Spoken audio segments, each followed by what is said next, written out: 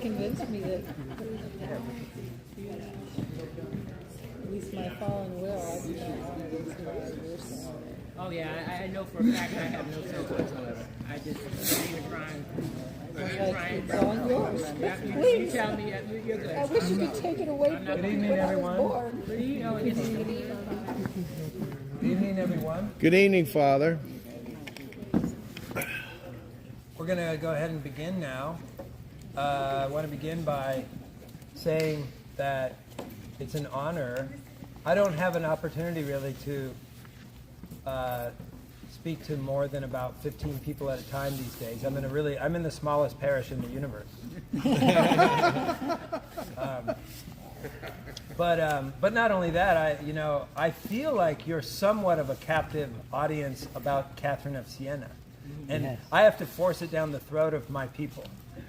But you guys are willing to eat some. Oh yeah. Oh yeah. That's her chapter's name.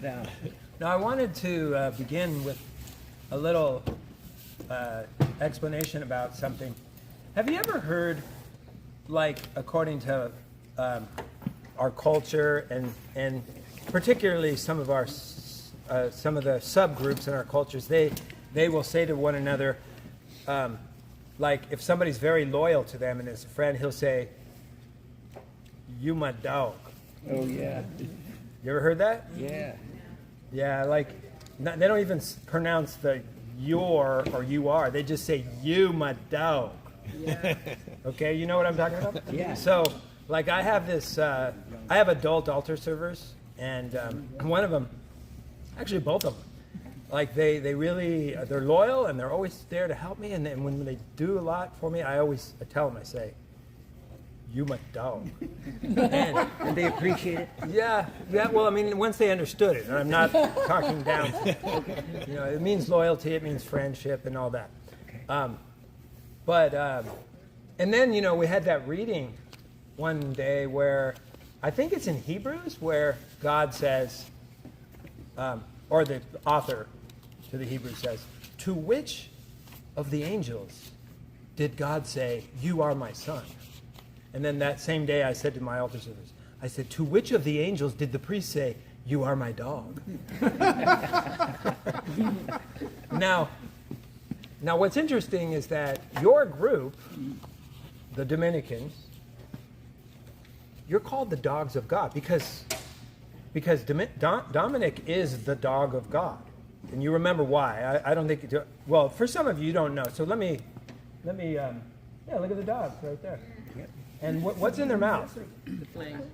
Flame. So what was said was that the mother of Dominic said that she had a dream that Dominic came out of her womb, and he was a dog, or not Dominic, but that a dog came out of her womb, and we later figured it out. And he had this torch, and he set fire to the world. Right? Do you know what St. Catherine's famous for saying? Be everything that you can be. I think something to that effect. And you will set fire to the world. So she was kind of like a fan of "You my dog." So, okay. So I was asked to talk about St. Catherine of Siena. And this is not a stretch for me because I think it was Matt, was it you, that introduced me to St. Catherine that would have been about, like 8 years ago or something? I don't know. So it was the time when I was the pastor here. And, I'm very intrigued with St. Catherine and the dialogue particularly, okay? And I want to say, I just talked to a priest friend of mine the other day, and I think I've tried to influence him, or I've just naturally influenced him toward being interested in reading the dialogue, reading St. Catherine. And he told me, he's like, I've tried, but I have the toughest time following and really, figuring this out. And I said, you know what? I don't blame you. Because it is difficult. Yeah. The dialogue is difficult. Yeah. And here's the thing. I just read a book by a Dominican. What was his name? Thomas or something. Anyway, but it was this sort of theology of Catherine of Siena, and they try to make sense of it. and stuff in it, you know? And it wasn't bad because you'll notice that in Catherine of Siena, there's all these analogies that kind of overlay each other. And so, you know, like the bridge, and it's got these 3 levels, and then you've got the union with God, and you've got these levels 4, maybe 3, and then you've got these tiers, that's 5 levels, but they're all kind of like overlapping, you know, and it can get a little complicated. And then when God talks sometimes, purportedly, it's God talking, right? You see, the book was trying to talk about like Catherine's spirituality and like the experience of her life and everything, and I was like, I don't really want to try to figure that all out. It's 1370. All I know is purportedly she was speaking while in an ecstasy, and she had people transcribing it, copying it down. And so would God allow that to happen and for us to like get it all or half wrong? I don't think so. Just any more than he would have allowed the Bible to be half wrong. Now, I may be putting a little bit too much stake into it. It is a private revelation. But I just look at it that way. So I figure, here's the thing. When I read St. Catherine of Siena, I sometimes get a little frustrated and I want to say to God, like, God, really? Do you want to like add another analogy right in the middle of this analogy and then put an analogy inside of that one? Where you got all these metaphors and they're all getting mixed? That's exactly what he's doing. And you say, do you really want to do that?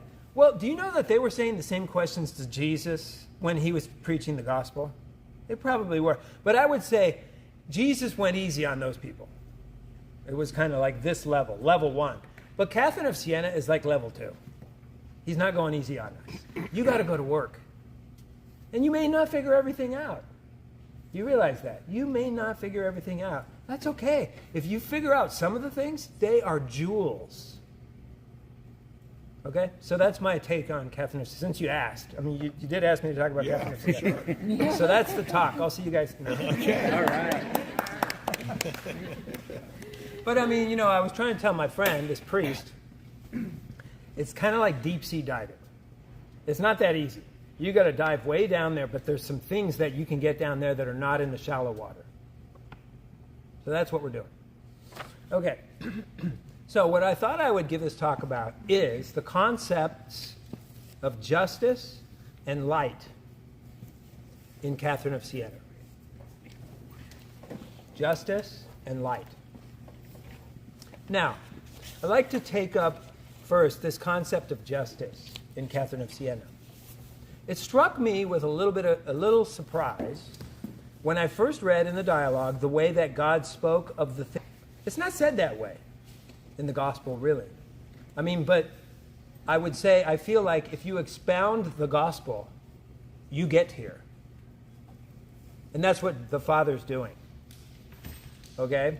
So, God the Father said to St. Catherine, him he injures in not paying the debt which he owes him of love, with which he ought to help him by means of prayer and holy desire offered to me for him.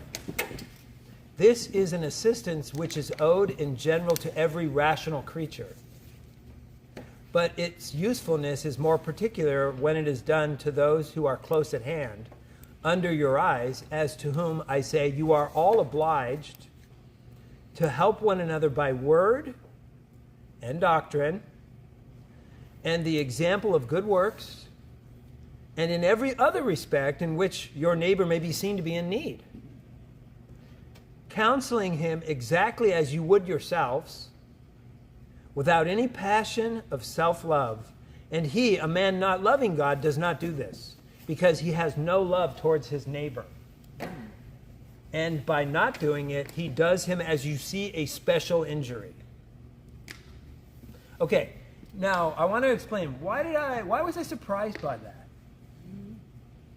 Well, because I knew of the corporal works of mercy. You realize when God explains what you owe to your neighbor there, it's basically everything. He said it, anything else. He names the important things, the highest of importance, and they have to do with the salvation of the person's soul. All right? That's why doctrine, prayer, and example. Actually, I should put back that into another order. Maybe we'll call it prayer, doctrine, and example, and we'll have an acronym for that.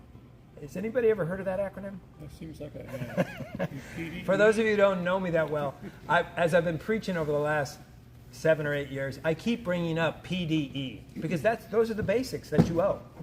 Prayer, doctrine, and an example of a holy and honorable life. Okay? But he says, and anything else which they may need. So, obviously, if they need food, you better get that for them too. But you can see a clear sort of hierarchy of where your effort will be and where your concerns are. It's about their salvation. If you really love someone, that's what counts. But here's the thing. I had heard of the corporal works of mercy before, and I had heard of the spiritual works of mercy before, which incorporate all that we just talked about, right? But they're called works of mercy. And mercy, from my perspective, always meant, well, it's not justice. Justice is giving everybody what is due, what they deserve. Mercy is more like, these are wonderful things for you to do, but it's mercy. It's not owed. Is what it kind of feels like when you say mercy, because mercy is giving somebody that something that they don't deserve. You realize that, and we do get that from God, don't we? Do we deserve heaven? No, but by God's mercy, we'll be saved by His grace, by the grace of Jesus Christ, right? And we don't deserve it. Okay, but this is justice. And whereas we used to speak of these things only in terms of mercy, now we're speaking of them in terms of justice, and they're things that we owe. Okay, so that was my first thought on this is it's a little bit of a surprise. So this is where justice comes in with St. Catherine. Now, why are these things owed in general to every rational creature? Well, to me it seems like it's for 2 reasons. The first is that we are commanded to love. When you're commanded to do something, you owe it. It's not suggested, so it's due. It's an obligation to be done out of obedience. But let us remember, obedience does not necessarily mean for things to be done reluctantly. For some people, that's the best they can muster, when they do things out of obedience. But obedience is love, right? And reluctant love is an oxymoron. Kind of. But it's a beginning point. So, we are to love God and our neighbor as ourselves, and this is how justice is to be fulfilled. This is spoken of in a compilation of stories about St. Catherine by Fra Tommaso di Antonio Caffarini. Dearest daughter, it is right for you to fulfill all justice, for my grace in you must now begin to bear fruit not only in yourself, but in other souls as well. I have no intention whatever of parting from you. This is the avenue. And ultimately, what he says here is, he says, by the bond of your love for your neighbor, he says, but rather of making, he says, I have no intention of whatever of parting you from myself, but rather of making sure to bind you to me all commandments of love of me and love of your neighbor. Of these 2 commandments, as I myself bore witness, depend the law and the prophets. It is the justice of these 2 commandments that I want you now to fulfill. On 2 feet you must walk my way, on 2 wings you must fly to heaven. So you see, okay, I'm going to get to this part later. But so there you go for that. Now, let's try to see what's already been written about this sort of way of thinking in the Bible. Is this in the Bible? Is this the message of the gospel? I mean, this PDE and all this, what we owe people. Well, it seems to me, seems to be commanded by the Lord when he says, you are the light of the world. Okay? And he says, a city set on a hill, on a mountain, cannot be hidden, nor do they light a lamp and then put it under a bushel basket. Just so your light must shine before others, that they may see your good deeds and glorify your heavenly Father. Okay, so we see this image. God is saying, don't hide your good deeds. You need to be a light to other people to bring them to me, to bring them to the truth. Okay? So it's kind of there. God, the Father, is a lot more explicit, though. You owe doctrine, in case you thought it was only going to be a good example. By the way, how many Catholics think that? It's just your good example. Did you know how many exonerate themselves on the doctrine part? Do you know what I mean? Am I losing you here? So, like, you know how St. Francis purportedly said, and it's in that room next door. Yeah, I don't think it's true. They say it's not true. Yeah, so he says, preach the gospel at all times and use words when necessary. Well, let me tell you, according to God the Father and Catherine, they are necessary because he made it a separate category. You owe doctrine and you owe an example of a holy and honorable life. Okay? And he even said words. He added words to doctrine too. So in case you were just going to write somebody a manuscript and hand it to him and say, I'll see you later, I can never actually say, or whatever. I don't know. So we're called to dispense light, the light of God to others. How? Good deeds, it said. Good deeds. Sounds like an example. Okay? But what about preaching? What about doctrine? Go into all the world and preach the gospel to all creation. Somebody might say, well, that was to the apostles. That's not me. It's you. It's you. And God the Father's making that clear right now. He's spelling everything out. Okay? In terms of prayer, where does it say in the Bible that you must pray for your neighbor's salvation? Can you find that anywhere? I couldn't find it. I looked, I think it was this morning or yesterday morning. I think it was yesterday. I can't find it. There is something says you don't sit idly by when your neighbor is in danger or if life is Sure. So is salvation to me your eternal life is more important than your earthly life. Yeah, well, but it does sound like when God said sitting by while your neighbor's in danger, he's talking about his physical life. But, I mean, here's the thing. You're going to find a whole bunch of passages, especially in the New Testament, where the author speaking to the Christian community is talking about how we're praying for one another. But he never explicitly says that you need to pray for other people's salvation. I couldn't find it. So here's God saying explicitly, you need to pray for that neighbor. That guy that bugs you, you need to pray for his salvation. We definitely are told by Jesus to pray for our enemies. Right? And you would think then if you're going to pray for your enemies, you better pray for everybody. But it's not totally spelled out. Okay? So, and in the dialogue, God also gives us another reason for our love and mercy. Being a debt. Okay? He explains how in the cell of self-knowledge, one comes to the knowledge of God. And seeing what God loves, begins to love what he loves. Okay? And then it says, so she loves every person with the same love she sees herself loved with. In other words, you start to recognize how God really loves you, what great things and good things he's done to you, and then now you're like, I want to love people the way I see myself being loved. And this is why the soul, as soon as she comes to know me, reaches out to love her neighbor. Because she sees that I love them even more than she does. See, so here's this triangle, and you see God loving them even more than you, so you feel like you're letting him down. And she also loves them unspeakably much, like I do. Since she has learned that she can be of no profit to me, nor return to me the same pure love with which she feels herself loved by me, she sets herself to repaying my love through the means I established, her neighbors. So you see, that's the main reason why you owe it, because you owe it back to God.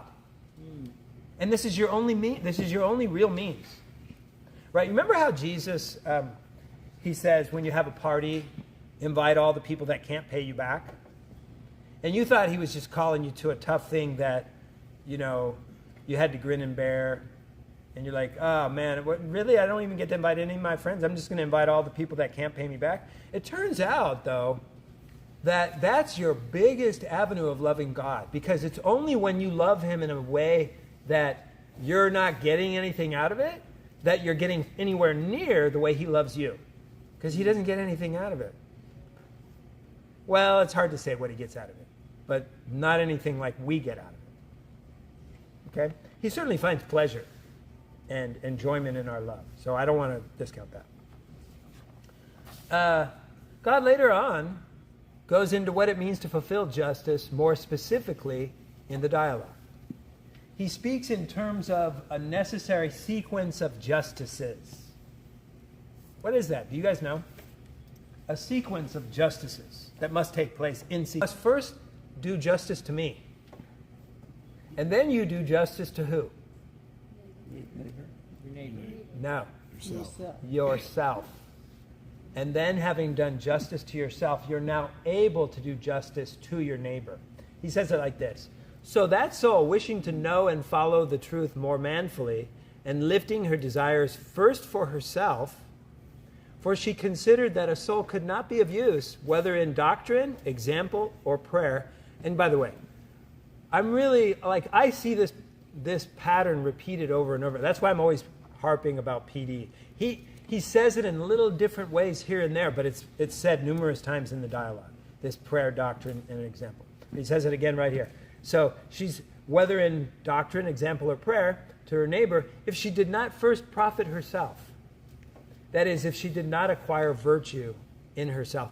You see, this is to dispel this crazy idea that a lot of people have, where they just want to short-circuit the whole Christian process, and they run out and they work in soup kitchens, and they don't go to Mass. and they figure, it's almost Pelagian, like they're going to force their way into heaven. You know what I mean? It doesn't work. You've first got to make yourself virtuous to some degree, or at least you have to be in root, right? Because you're not that valuable to God as his servant if you yourself are not very virtuous, let alone a minister. Okay, and we'll talk more about that in a minute. And later on, God, when speaking of the virtue of discretion, or the author, what's the author that we use when we meet? Do you remember? Legrand? No. For the dialogue, who's the author? Who's the translator? Briscoe? Mary Jean? I don't know. Well, the thing is, I can't even think of the one I'm using. What's the one I'm using right now? I'm using this one that it's online, and it's a PDF of the whole thing, so you can search it and everything. I forget the name of that one. So anyway, there's a few different translations. Yeah. So this one is... What is it? Yeah, Nafka, Suzanne Nafka. Okay, anyway. So, discretion, discernment. Neither one of those words really popped out at me in the beginning. I didn't really know how that's a virtue, okay? But what is that? What kind of a virtue is that? Well, listen. He says, and by the way, this virtue that you either call discernment or discretion, it's integrally related to justice. So listen up. An indiscreet soul robs me of the honor due to me, and attributes it to herself through vainglory, and that which really is really her own, she imputes to me, grieving and murmuring concerning my mysteries, with which I work in her soul and in those of my other creatures. Wherefore everything in me and in her neighbor is a cause of scandal to her. Contrariwise, those who possess the virtue of discretion, for when they have rendered what is due to me and to themselves, notice the order, they proceed to render to their neighbor their principal debt of love and of humble and continuous prayer, which all should pay to each other, and further the debt of doctrine and example of a holy and honorable life, counseling and helping others according to their needs for salvation, as I have said to you above. whatever rank a man be in, whether that of a noble, a prelate, or a servant, if he have this virtue, everything he does to his neighbor is done discreetly. I know, the way we use the word discreet, you could get a different idea there. He does it discreetly, like no one notices it or something like that, right? That's not what we're talking about here. If you do something discreetly, like a good deed, you do it with the mindset that I don't really even deserve much credit for this. This is God. And I'm not going to be taking all this glory from this. This is not my goal. I'm not looking for glory. You see, that's discretion. And so he says the neighbor is done discreetly and lovingly, because these virtues are bound and mingled together and both planted in the ground of humility, which proceeds from self-knowledge. That's why, remember, for those of you who were at the last retreat I spoke at, the tree of love has roots in the soil, which is humility, and the roots are as big as your knowledge of yourself and God. And then the roots go up and they form a trunk, which I drew as kind of having two parts. What do you think that trunk is, the two parts?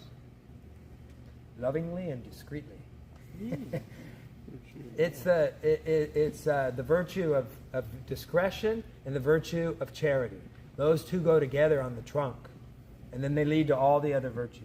You see, because your love is not that great if you don't really know what you're doing, like God is saying here. Do you see what I mean?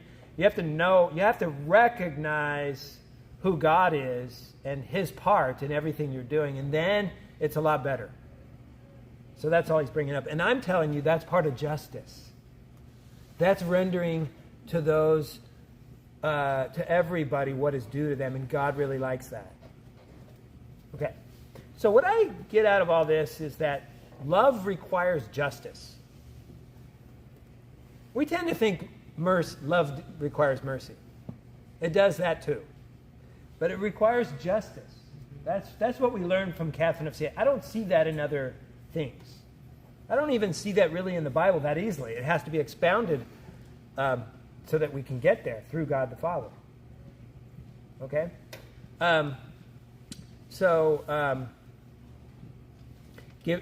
Love requires justice, giving God and other creatures what they deserve. And justice requires what? Discernment. Did you see that? There's kind of a line of causality there. So you give God and other creatures what they deserve, but in order to do that, that's love, right? Love is giving everybody.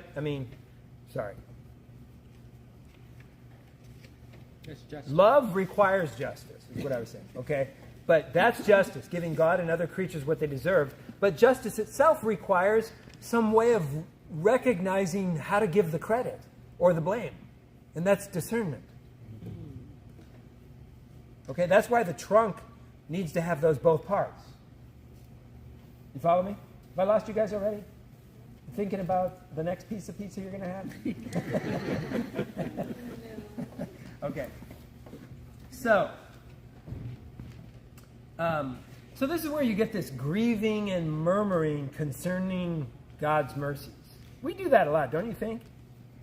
Grieving and murmuring. How many people in the world won't even come to the Catholic Church because they're grieving and murmuring of what's happened in the church or what God has done to them or this or that, and they don't understand it, and they blame God, and they give themselves all the credit in the world. This is what keeps them far from God. Discernment, justice. Okay. And a common theme, by the way, where do I deserve credit here, or do I deserve blame, or does that person deserve, all this stuff, right? And that stuff's naturally going through your minds, right? One thread that I find throughout St. Catherine is this sort of attitude that pleases God, which gives the benefit of the doubt to God and the other people. And listen to this line. And I know you've heard this sort of line before, so listen to it. It says, And this knowledge generates hatred and displeasure against sin and against the soul's own sensuality, through which she deems herself worthy of pains and unworthy of reward. Doesn't that sound a little strong for what we would apply to Catherine? She's worthy of pains and unworthy of rewards. Probably it is. Did she underestimate, or did she sort of like overestimate what she should be blamed for? And did she underestimate what she should be rewarded for? Sure, she did. God likes it. That's a kind of attitude that gets you far with discernment. Does that make sense? Okay. Now, God said, "For when they have rendered what is due to me and to themselves, they proceed to render to their neighbor their principal debt of love." That was in the big quote I just read you. And prayer, doctrine, and example, essentially, right? For their salvation. So God says all that. So not only do we need to do things for our neighbor lovingly, and that could be with an attitude of pity and mercy, but he says everything that he does to his neighbor is done discreetly and lovingly. So you're doing the PDE, the prayer, the doctrine, and the example, but you're doing it with the right mindset. It's not only lovingly like mercy, but it's discreetly, which helps you to achieve justice. You're giving everybody what they deserve. God likes that. Okay? And here's the thing.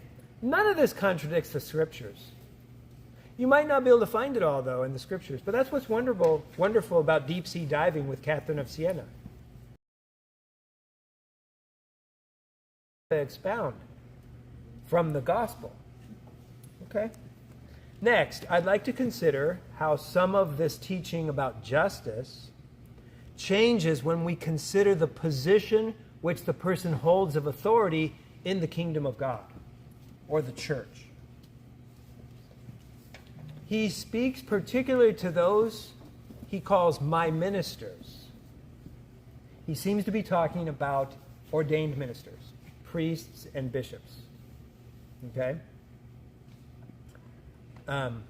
Maybe talking about deacons too, but mainly he's talking about priests because he's talking about giving the sacraments, and that's the priest's role. All right? So, he says, "I have told you all this, dearest daughter, that you may the better recognize the dignity to which I have called my ministers, so that your grief at their miseries, sin, vice, your grief at their miseries may be more intense. If they themselves considered their own dignity, they would not be in the darkness of mortal sin." So he's speaking about ordained ministers who are in mortal sin, or defile the face of their soul. They would not only see their offenses against me, but also that if they gave their bodies to be burned, they would not repay the tremendous grace and favor that they have received, inasmuch as no greater dignity exists in this life. Now, by the way, I didn't bring that up to make myself feel good in front of you guys. But I will say, I'm a little afraid to read this to a parish, because they think I'm kind of trying to put myself up or something. Let me tell you, I read that for the first time and my legs shook. Okay? Because you know that if God's going to speak about a priest that way, he's got some expectations. And he goes into those. Okay? You can imagine with this great dignity that he gives to a priest. And by the way, the reason why a priest is dignified is because he has this role that is so crucial. And the role is giving, he talks about priests as being sons, S-U-N. Because somehow the Son, who is the Trinity, three aspects of the Son, the light, the heat, and the fire, or the color, you can't separate them. And then he puts that into he talks about how a priest sort of, he catches that from God, because God wants that. And so when we end up ministering to the people, we're ministering God to you. And particularly in the Most Holy Eucharist and the other sacraments. Okay. Now, he has great expectations on priests because they have so much influence on souls in carrying out his will for the salvation of souls in the world. He says this: I wish their body to be preserved as the instrument of the soul in perfect charity. And by the way, I want to remind you, why am I going into all this? Because I'm going to talk about how giving people what they deserve changes a little bit once you become a priest. I want you to see that. That way you'll be able to understand your priests better, maybe have expectations differently of him, okay? So, I wish their body to be preserved as the instrument of the soul in perfect charity. Wow, just that? And I do not wish them to feed upon and wallow in the mire of filth, or to be inflated by pride, seeking great prelacies. You know what that means, great prelacies? A prelate is someone who's a bishop or some higher ecclesiastical rank. So there are lots of priests or any ordained clergy who are seeking to have power, and they love honor, just like the Pharisees, and that's no good. Okay, they need to be assigned to the smallest parish in the universe, like me, and love it. So, what did he say? He said, or to be cruel to themselves or to their fellow creatures, because they cannot use cruelty to themselves without being cruel to their fellow creatures. For if by sin they are cruel to themselves, they are cruel to the souls of their neighbors.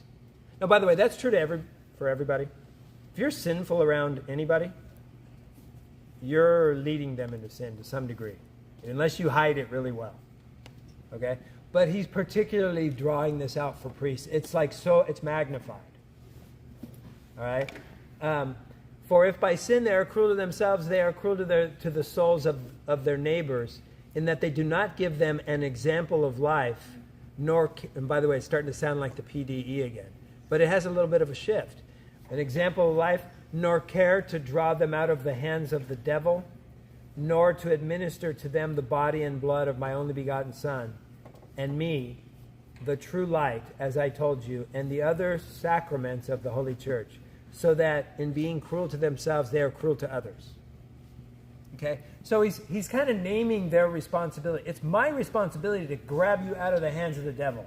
It's my responsibility to give you the body, blood, soul, and divinity of Jesus Christ, and to bring God, the light of God, to you. Okay? So, one of the things I noticed about this is that he makes it sound like administering the sacraments, or ministering the sacraments, is ministering light. The Holy Eucharist, he claims, is ministering light to you. That's a mysterious thing.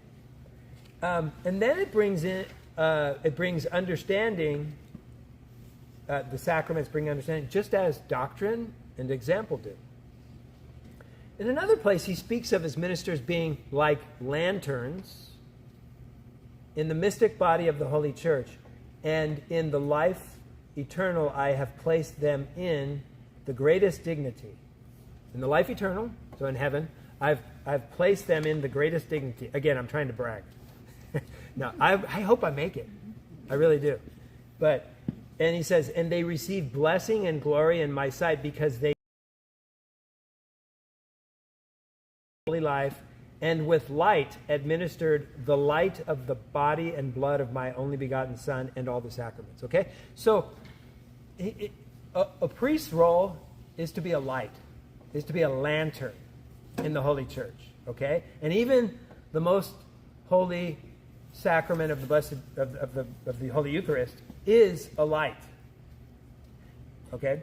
And he talks about it in an example, but in another place he'll talk about how ordained ministers have the gift of the supernatural science, the light of supernatural science. Have you heard that phrase before? He calls that. He says priests have this gift of the light of supernatural science. What he means is we can study the scriptures, and we have this sort of advantage that not everybody has, being an ordained minister. And so it's a supernatural. So one way or another, I don't know how to really land this other than one way or another, we need to understand the Holy Scriptures, and we have to understand the Word of God. And we use science, which is a study of it, in order to bring it to you. Okay? So, it seems that justice demands that ministers and laypersons alike must all use at their disposal light to bring light into the darkness. But ordained ministers have a special role in this. Finally, God seems to name something else that is owed because of justice, which is not mentioned to the layperson. Or it's a little bit hazy. But he specifically names this for the one who is a minister. Does anybody already know? And he ends up saying, he says it's for prelates or anyone else who is a lord over subjects. And so in some sense, I would say that would go all the way even into married people and their children. So he's talking about people with authority. So what do you think it is before I read the passage? What is this extra, like we've been talking about prayer, doctrine, and example, right? And that's all love, right? And then the love must be with discernment. Okay, that's what we've covered, right? And that's for everybody. All rational creatures. I don't know if he really wants us to do that toward angels, but he does use all rational creatures. Right? Angels are rational creatures. Okay, you don't know just yet. You listen up, and you tell me what it is after I finish the passage. It's kind of a long passage, but this passage they need to put into the seminaries. I don't know how you could ordain a priest I know it's a private revelation. Well, tell them it's a private revelation, but I think they should read this passage to every priest. I'm sorry, to every seminarian before he becomes a priest. Maybe he might want to drop out after he reads it. Okay? Listen. And prelates placed in the position of the prelacy of Christ on earth, remember, bishop or higher, offered me the sacrifice of justice. It's a sacrifice now. He didn't mention this before. Now he's talking about justice being a sacrifice. With holy and upright lives. The pearl is another term he's now bringing up. The pearl of justice. What's a pearl? Like, what could that stand for? The pearl of justice. Well, number one, pearls often are gifts. And we're going to find out about that at the end. But number two, pearls shine. They kind of help disseminate light. And that's what justice we're going to see is going to deal with light. Okay? So this is what he says. The pearl of justice, and by the way, I also want you to think about this mysterious relationship between justice and the dissemination of light. The pearl of justice with true humility and most ardent love shown in them and in their subjects. You know what that means, subjects, right? Just Catholics. If you're a bishop, you got a bunch of Catholics in your diocese. And even your priests are your subjects too, right? Same thing as a king and the subjects in a kingdom. Well, in the church, you have these, right? Any form of authority. Okay. He says, with true humility and most ardent love shown in them and in their subjects with the light of discretion. In them, principally because they justly paid me my due in rendering glory and praise to my name, and to their own sensuality, hatred, and displeasure, despising vice and embracing virtue. Notice the order.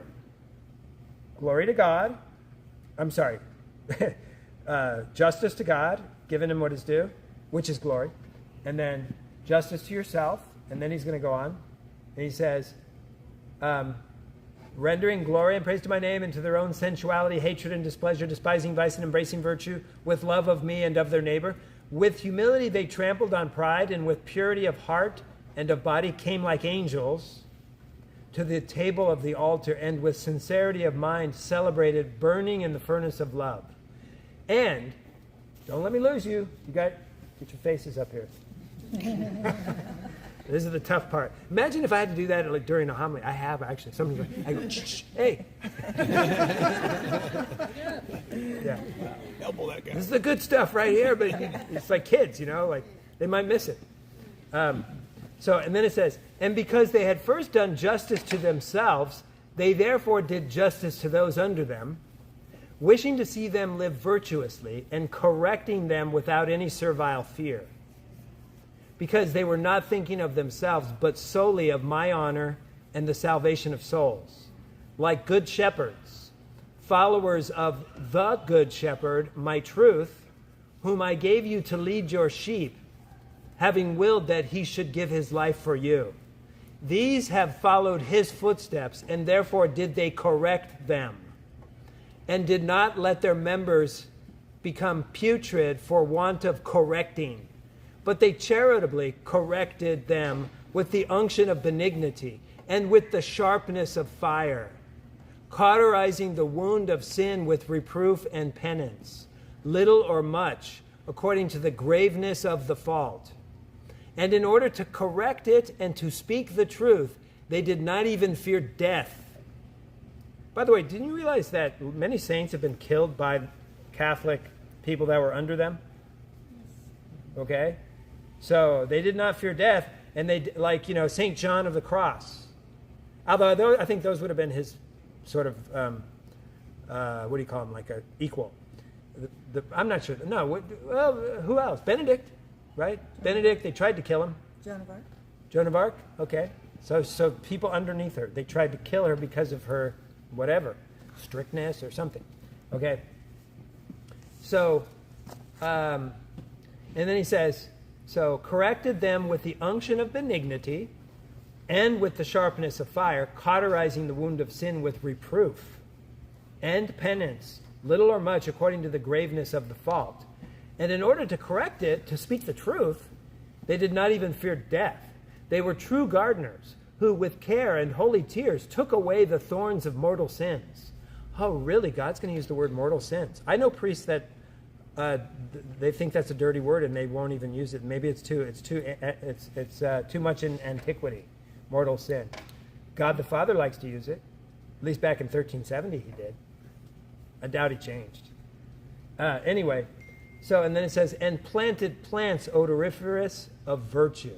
Wherefore, those under them lived in holy true fear and grew up like sweet-smelling flowers in the mystic body of the Holy Church, because they were not deprived of correction, and so were not guilty of sin.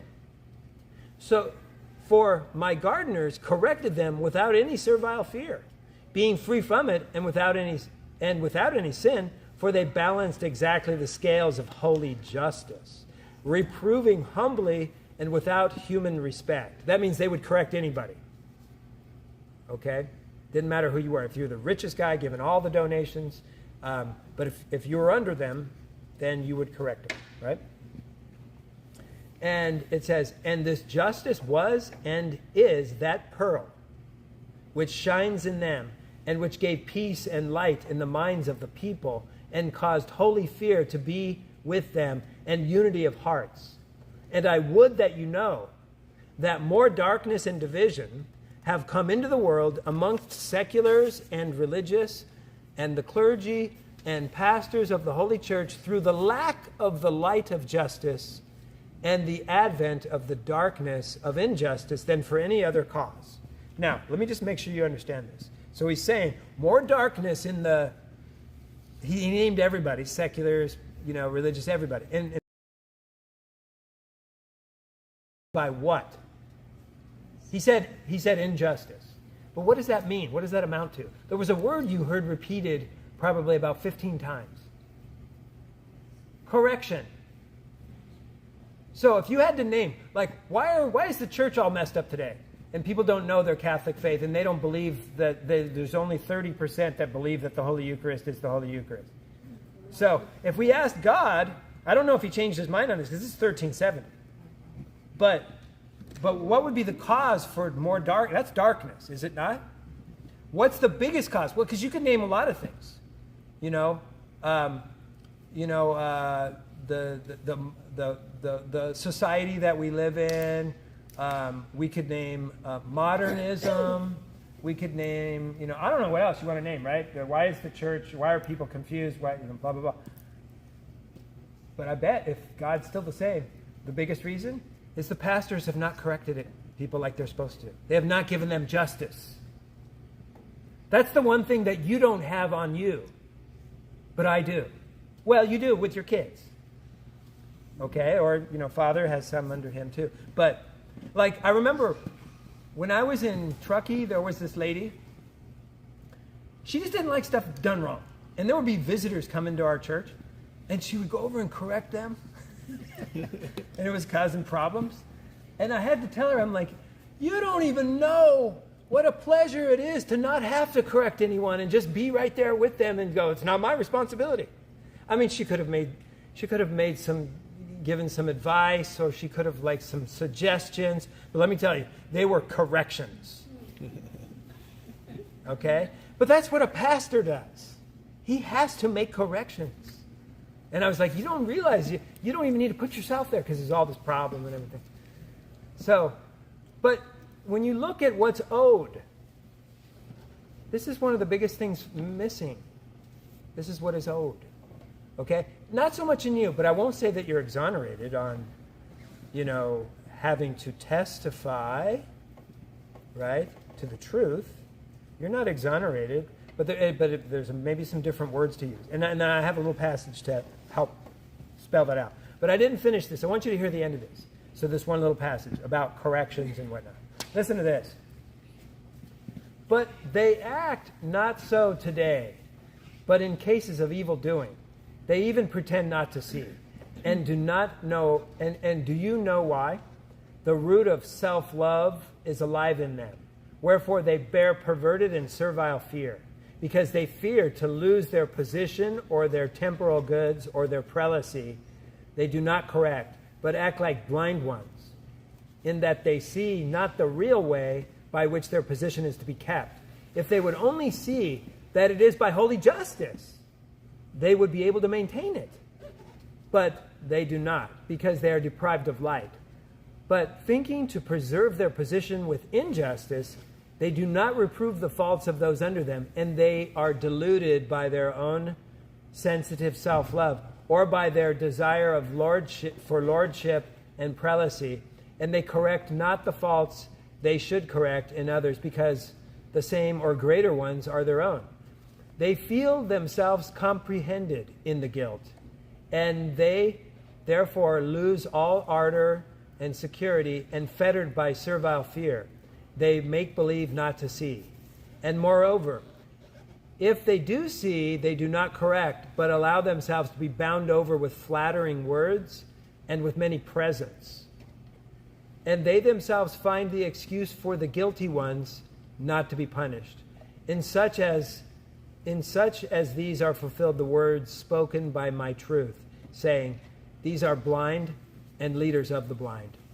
And if the blind lead the blind, they both fall into the ditch. My sweet ministers, of whom I spoke to you, who have the properties and condition of the Son, S-U-N, did not and do not, if there be any now, act so.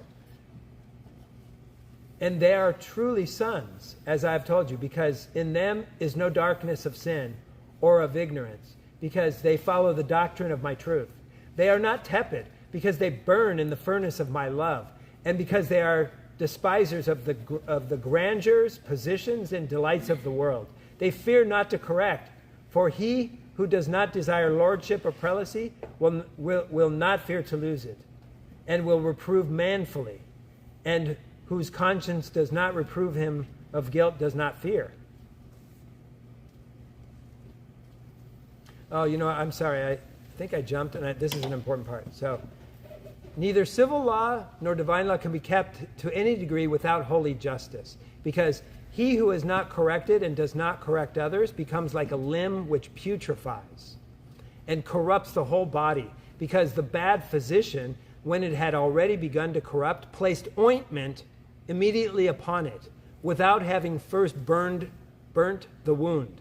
So were the prelate or any other lord having subjects, on seeing one putrefying from the corruption of mortal sin, to apply to him the ointment of soft words, of encouragement alone, without reproof, he would never cure him, but the putrefaction would rather spread to the other members, who with him form one body under the same pastor. But if he were a physician, good and true to those souls, as were those glorious pastors of old, he would not give salving ointment without the fire of reproof. And were the member still to remain obstinate in his evil doing, he would cut him off from the congregation, in order that the corrupt, not the other, in order that he not corrupt the other members with the putrefaction of mortal sin. Okay, so I want you to realize, what's the ointment? Soft words that are encouraging. And by the way, you can kind of tell what side I tend to, like as a pastor, you want to encourage people and you want to tell them the bright side, but you don't want to mince words about stuff that they need to know, right?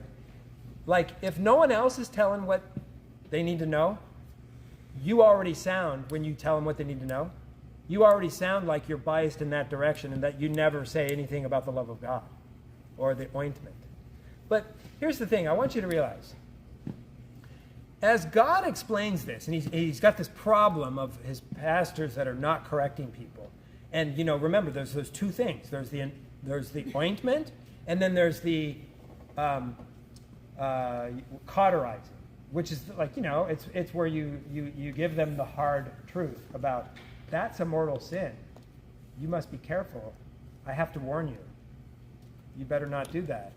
You're going to get yourself into trouble. Blah, blah, blah, blah, blah, right? If you look at the whole thing as God's doing this, what side, like, because you could go too far either way, right? You could be all cauterizing. Like, if you came to my church, like, every day I start talking about mortal sin and what hell will be like if you get there. Mm-hmm. And I keep talking about all the details of mortal sin and all this. And that's all I do, right? That would be like an extreme, wouldn't it? What's the other extreme? Just all, God loves you. Be encouraged. You're a new creation in Christ. Which is all true and wonderful, right?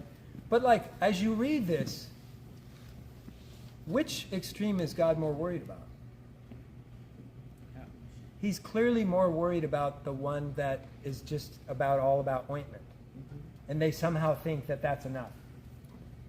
Right? Because ointment never gets you into trouble as a priest. Never hurts anybody. Right? No one calls the bishop to complain. No one thinks you said they're going to hell, even if you didn't. Because you say, I don't know who I might be talking about, but because you say, I'd have to be a mystic to know that you're going to hell. I would. I'd have to be a mystic. And I'll be the first to declare, I am not a mystic. So I don't know of anybody going to hell. But that doesn't mean I wouldn't warn you about a mortal sin, which could lead you to hell, and you can draw your own conclusions about yourself, right? But this is, you can see in Catherine, it's this justice that has been not fulfilled that has caused more problems than anything in the body of Christ. Okay? And this is the last. He says, and therefore, this pearl of justice was not dimmed in my anointed ones, my Christs, of whom I have narrated to you, but was resplendent in them. Wherefore they embraced voluntary poverty and sought out vileness with profound humility, and cared not for scorn or villainies, or the detractions of men, or insult, or opprobrium, or pain, or torment. That's what he wants out of us priests. You want to scorn me? You want to talk bad about me? Go right ahead. I'm not afraid of it. I have to admit, I'm not there yet. So, okay, now, fraternal correction. Matt was like, well, yeah, we got to do that too, right? We're Dominican, but not just Dominican, any Catholic, any Christian. Do you have to correct? Yeah, Jesus told you there's fraternal correction. If your brother sins against you, you go and talk to him. And then what? There's the next step that elevates, right? Okay. What did God say to Catherine about this? Well, there's a little thing in here. He says, because Catherine was wondering, what am I supposed to do about these miseries I see even in your ministers? And he says, oh, best beloved and dearest daughter, I will fulfill your desire in this request, in order that on your side you may not sin through ignorance or negligence. Apply yourself attentively to pray for all rational creatures, for the mystical body of the Holy Church, and for those friends whom I have given you, whom you love with particular love.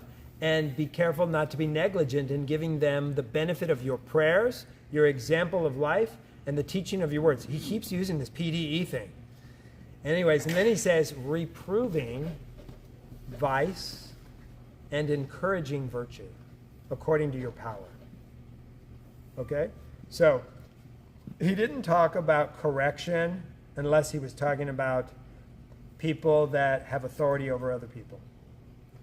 So you are not really to go around correcting people. There is a little bit of a difference, right? Reproving vice, I wouldn't say, like, you can always, doctrine itself is going to be a reproof, right? All you do is name a teaching of Christ that the other person maybe doesn't look like they're doing, it'll be a reproof. Okay, but it's not a correction. Okay?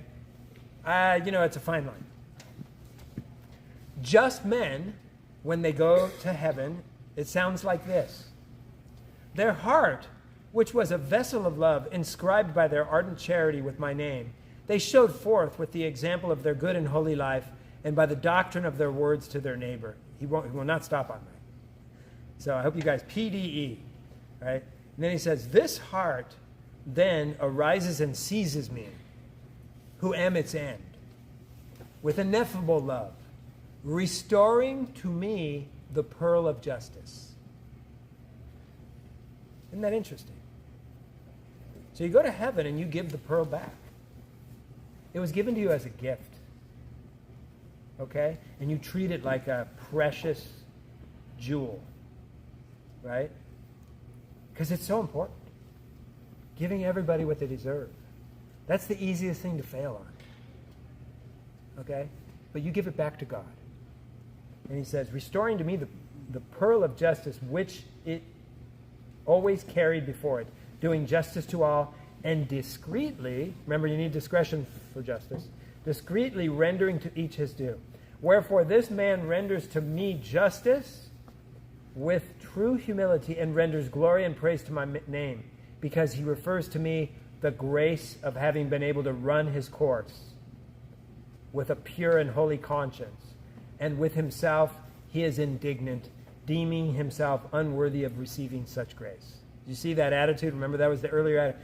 Give the benefit of the doubt. This is a mystery, what you deserve.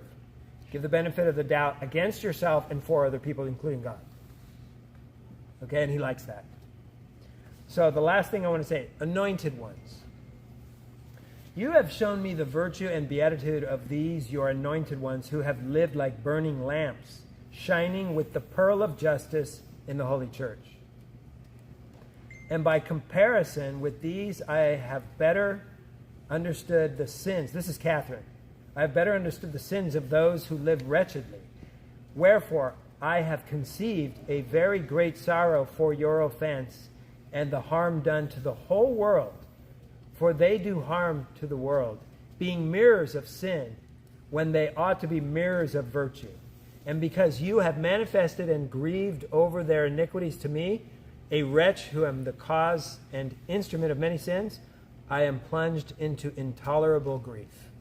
Okay? So, when you see priests not doing their job, number one, try to help them. Number two, grieve at that, because it grieves the Lord. Okay? But I guess the final thing is this mystery of justice. And notice how he keeps connecting it to light. So this is our goal. Salvation is the highest end, right? So all of our as a Catholic, everything should funnel into two things, right? That you're trying to do. And what are they? Giving glory to God, honor to his name, and then what else? And the salvation of souls, right? So justice is integrally connected to it because it's integrally connected to light. Light is what we share. When we listen to Jesus and he said, you are the light of the world. Okay? But God, what God's doing is spelling these things out for us. You can't find them exactly in the Bible this way. But it's deep sea diving. And we're finding these wonderful jewels, especially the jewel of the pearl of justice, which we want to return back to the Lord at the end of our life. Are there any questions?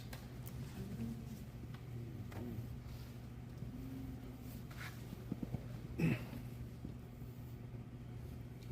feel like as a middle school teacher, you hit the mark with me as far as like correction and not correction, you know, because everything's magnified in middle school, and it's a little similar here, but it's like what happens when I give them too much ointment, you know, in a middle school? It's like I get destroyed, right? And so I think that's you know, it's we got to give correction, and I think that's I agree with you, Father. It's what's missing in this world today, and we have too many. You know, what happens in a middle school when you're too soft? They just run over you. We got to remember this is what we're doing in the church, and even your role as a teacher. What we're doing, this is God's plans for the world, and his plans are mysterious. So let's think of this. Have you ever noticed that when a priest comes to a parish, people start counting how many more people are going to church or how many less? And they try to attribute that to the priest. And if there is less, then he must be doing something wrong. Is that necessarily true? No. Yeah. I mean, ointment makes for more parishioners, because most people, they don't know any better. They love ointment. Right? But they don't realize justice includes more than ointment. Okay? So I'm just trying to say to you that what's happening in the church is a big mystery. And we're going by God here. And that's why you got to listen to Catherine of Siena to know really how things are. Because most people are getting fooled. It seems like. I'm not like trying to talk down about people. Like I know, I'm getting fooled too. But but I'm just trying to say that, what brings about light in the world is not obvious to everybody. And what brings about salvation. I hope that everything that I brought out in this, I also hope that, I hope that what I brought out in this will help you to get closer to that understanding. That's wisdom. That's wisdom. Yeah. The talk just touches my heart in the sense that I know that the justice, when you tell somebody the truth, that's love. Mm-hmm. It's love. They're hurting. You're actually hurting you when you're not giving them the truth. Sure. And yes, of course, there's ways to give it. Sure. But let's put it this way, Jill, and I've said this before. There is an art to revealing the truth to people in a effective manner, right? But the problem is too, people always try to be the judges of the effectivity, but it's something that can't be seen even in this world. How do you know? Like, I've had a couple people leave my parish. I'll be honest with you guys. I guess that makes me look bad. But I was talking to some people that were really concerned about that, and I said, how do we know that that's not the best thing for them, to leave the parish?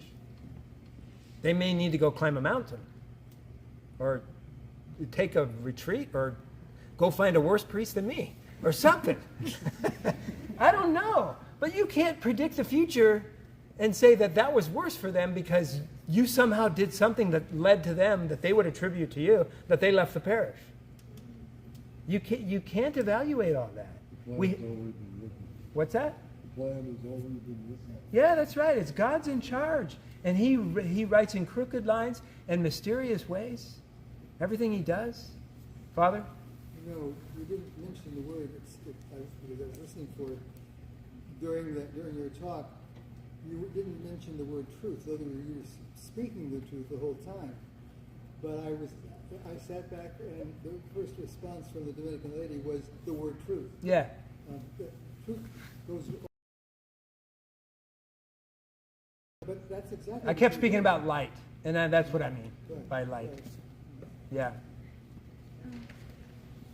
So, Father, But by the way, don't get me wrong. Everything I'm saying, you notice how when I went over that passage about what God expects of His ministers, and He kept saying correct, and He says, and they want too much ointment, and they don't want to do the tough thing, and they have servile fear. You know what the fear means, right?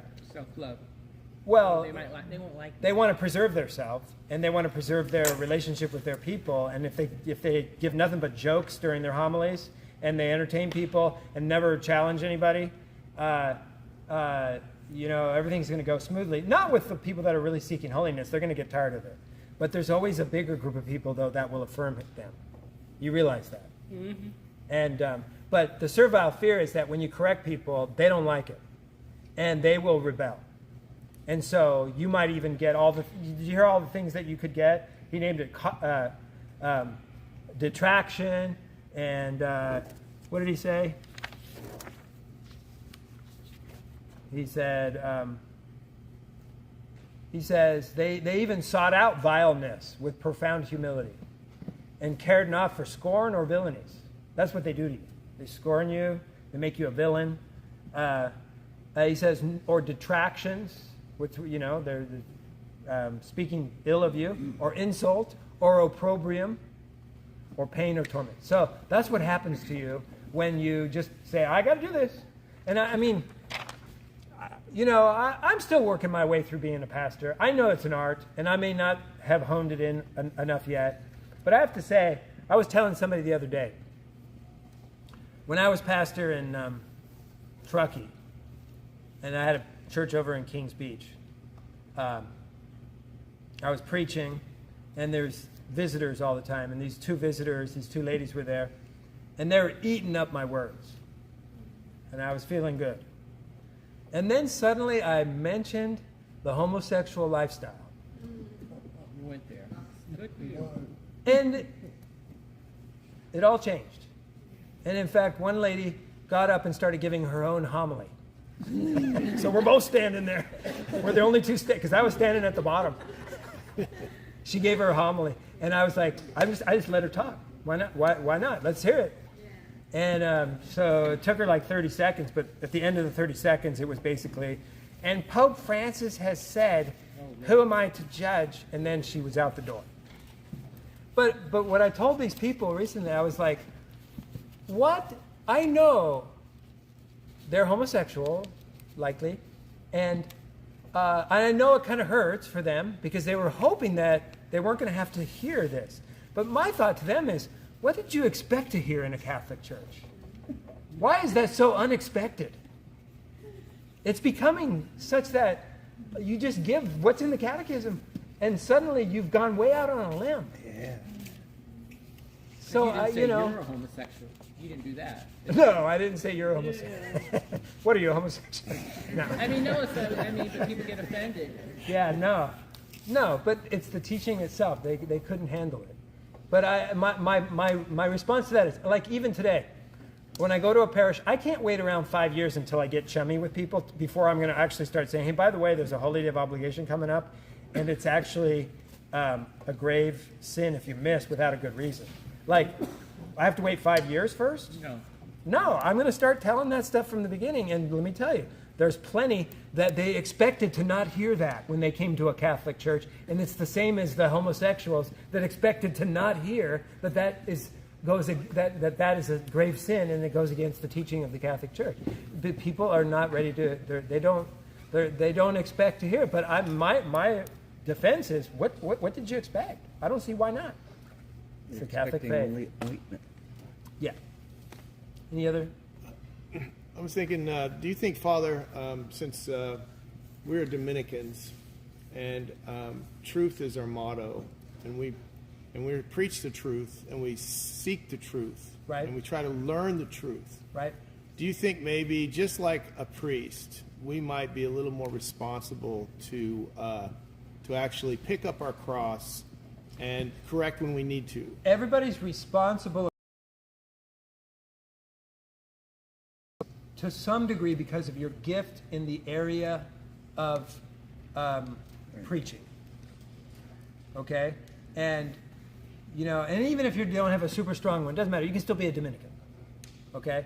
But if you've got that gift and you underuse it because of your fear, your servile fear, then that's where you're going to be judged. But I don't think that God has I don't think the distinction in the responsibilities like it is for ordained ministers versus, Right. I don't think it's the same. But I would just say that you have a gift, and the reason why you're being called to be a Dominican is because you want to focus your energy on making yourself effective and make yourself proficient at saving souls through dispersing the truth and light. Yes. Well, maybe I had my girlfriend brought up Pope Francis, but I said it's not if you have homosexual tendencies, that's one thing. It's fornication. We're not allowed to fornicate. I can't fornicate. They can't fornicate. Yeah, that's Only why married people can have sex. Well, that's And why the I want to make Bible- sure you heard me correctly. I said the homosexual lifestyle. I brought that up. I didn't About bring sex. up people being homosexual. But I think even the church doesn't talk about fornication either.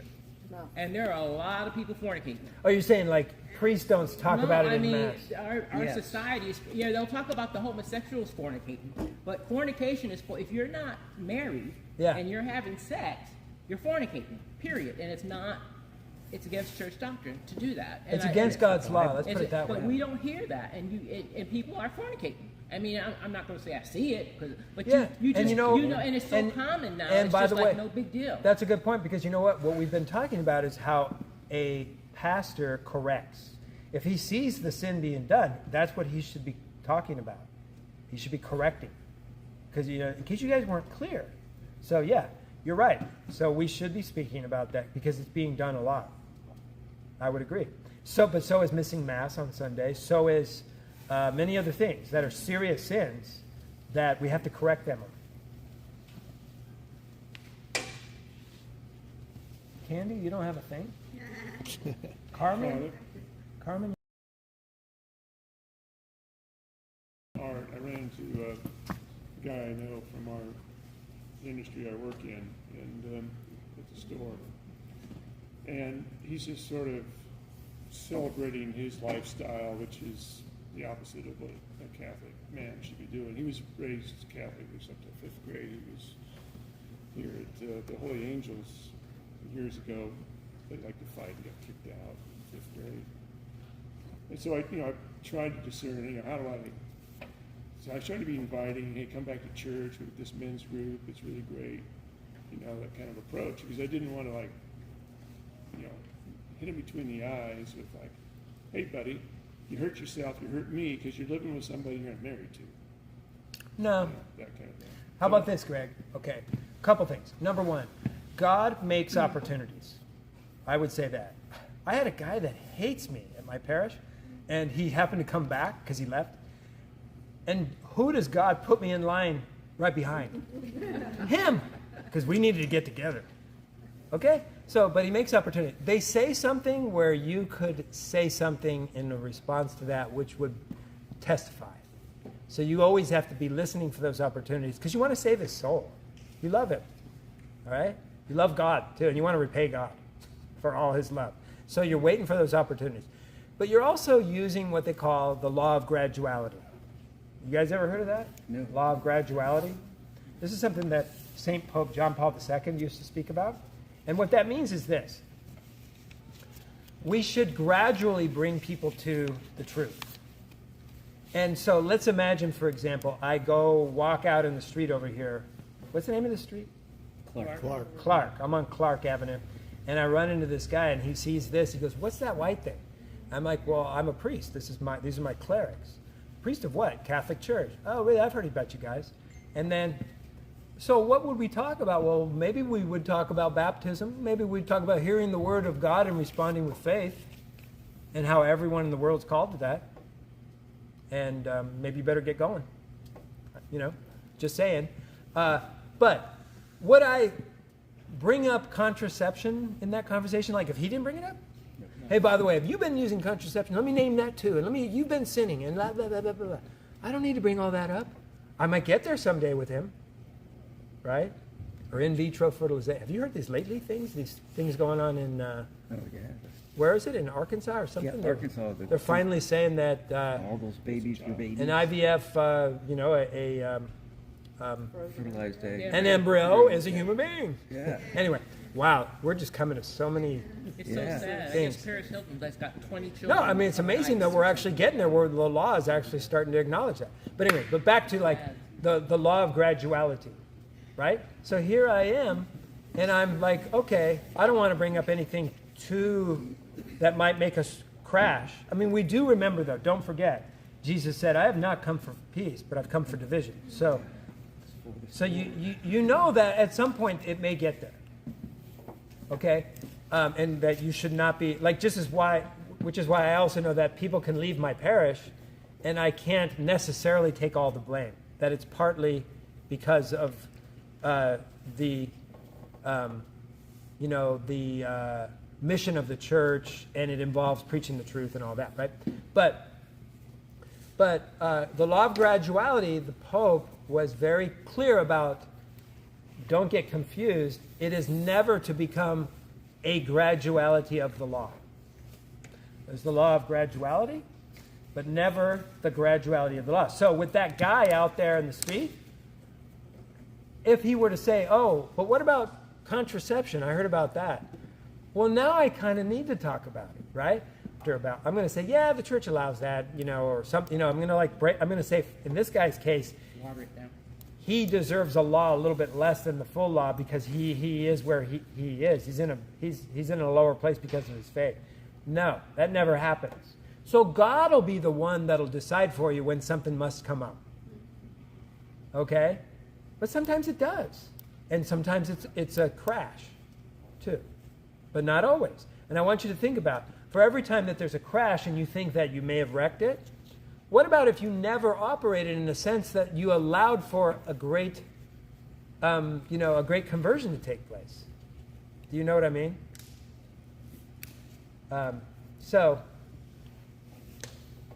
Anyway. So like I said, law of graduality. So you're like, let's see where he goes, or I might bring up a few things that might be a little challenging, but they're for today. Okay? Anybody else? Going once? Going twice? Gone. It's been a great night. Thank you so much. Thank you, Father.